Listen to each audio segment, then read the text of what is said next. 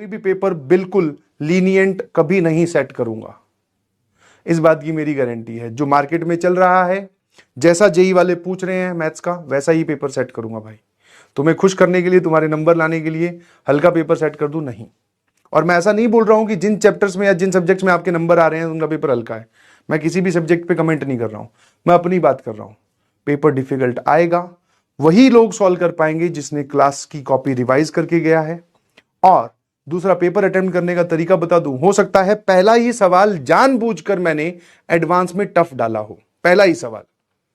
उसके बाद में 7वां 8वां 9वां हो सकता है सवाल आसान हो, बट आपने सोचा कि मैंने 3 महीने से रेगुलर मेहनत की है, मैं तो 2 साल पहले भी पढ़ चुका हूं, मैंने ये चैप्टर तो बहुत अच्छे से स्ट्रांग कर लिया है, अब इस चैप्टर का सवाल तो मैं सॉल्व कर भी दूंगा। तो आपके पास उसी चैप्टर का सवाल आया और उसी में उलझ गए आप। तो ये एक प्लानिंग आपको उलझाने की स्ट्रेटेजी हो सकती है। आपको लगे आप वहां पे टाइम वेस्ट कर रहे हैं, आगे बढ़िए प्लीज। आपको लगे मल्टीपल करेक्ट आपसे सही नहीं हो रहे हैं, सिंगल करेक्ट में मूव करो। सिंगल करेक्ट सही नहीं हो रहे हैं, मैच दी कॉलम पे चले जाओ, इंटीजर टाइप पे चले जाओ। आप एक जगह रहकर टाइम वेस्ट मत कीजिए प्लीज, क्योंकि पेपर में टाइम ही सबसे इंपॉर्टेंट चीज है, उसको आपको प्रॉपरली यूटिलाइज करना सीखना होगा। और अभी भी अगर आपका पेपर देखते ही पहले सवाल पे ही कलम चलने लगती है तो दैट मीन्स गलत है, आपकी स्ट्रेटेजी बहुत गलत जा रही है।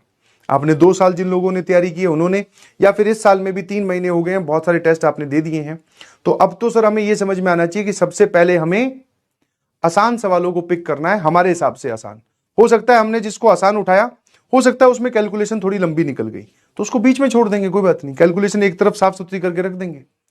पहले हम वही क्वेश्चन सॉल्व करेंगे जो आसान होंगे, और यही धीरे धीरे स्ट्रेटेजी आपकी काम आएगी बेटा जेईई एडवांस में, और कोई काम नहीं आती है। और एडवांस वाले पेपर में सर मेंस की तरह मैक्सिमम क्वेश्चंस नहीं सॉल्व करने होते हैं, जो करो सटीक करो, बिकॉज पेपर टफ है, सबके लिए टफ है, सब उसी चीज से गुजर रहे होंगे। अब उसमें से सबको पीछे वो छोड़ देगा, सबको पीछे वो इंसान छोड़ देगा जिसने बाकी लोगों से सवाल ज्यादा सही किए। समझ गए? है ना? चलिए, thank you so much, love you all, bye bye, धन्यवाद।